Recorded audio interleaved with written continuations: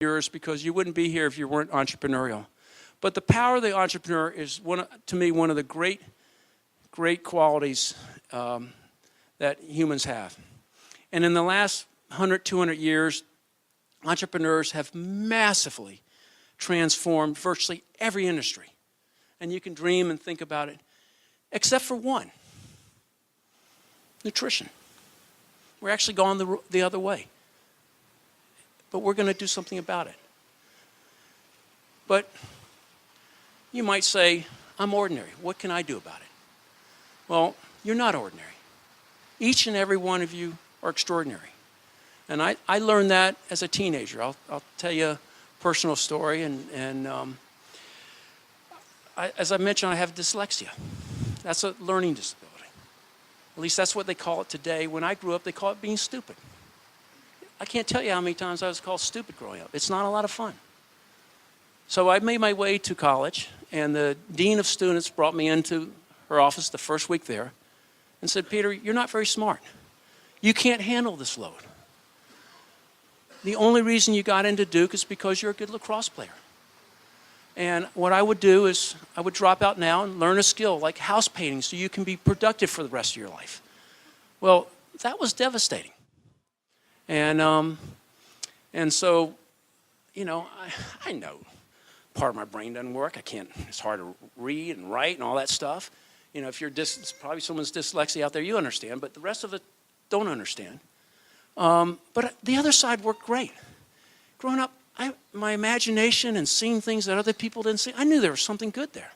So I went about immediately that day proving to myself only I wasn't stupid. I didn't know what stupid meant, but I knew I wasn't. I quit lacrosse, never played again, and went to not try to solve dyslexia, because you can't do that. Maybe someday, but not. Maybe it's foods. I don't know. But to find the other side, and it worked.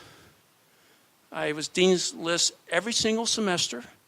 That woman had to sign that sheet, by the way, which I loved.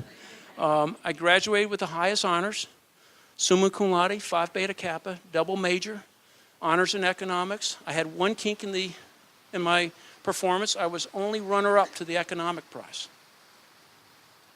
I think I should have won it, but I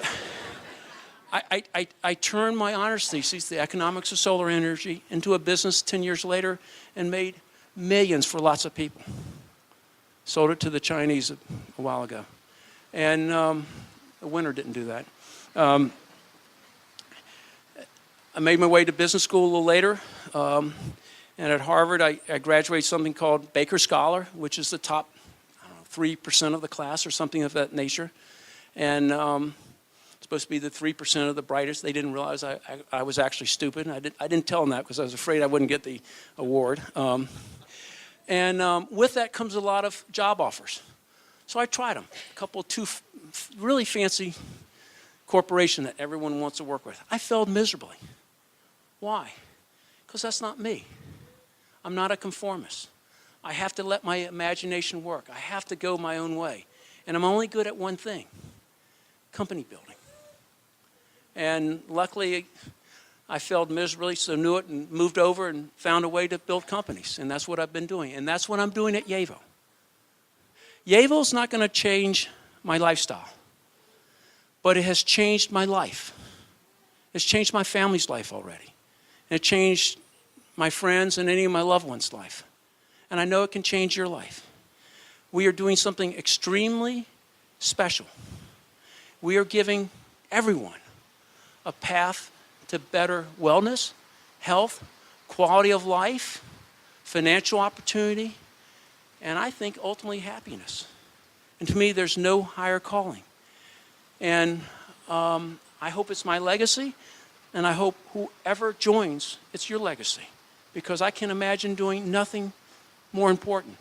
And the mission is so simple: healthy cells, healthy body, healthy mind, and a happy life is our goal for everyone. Thank you.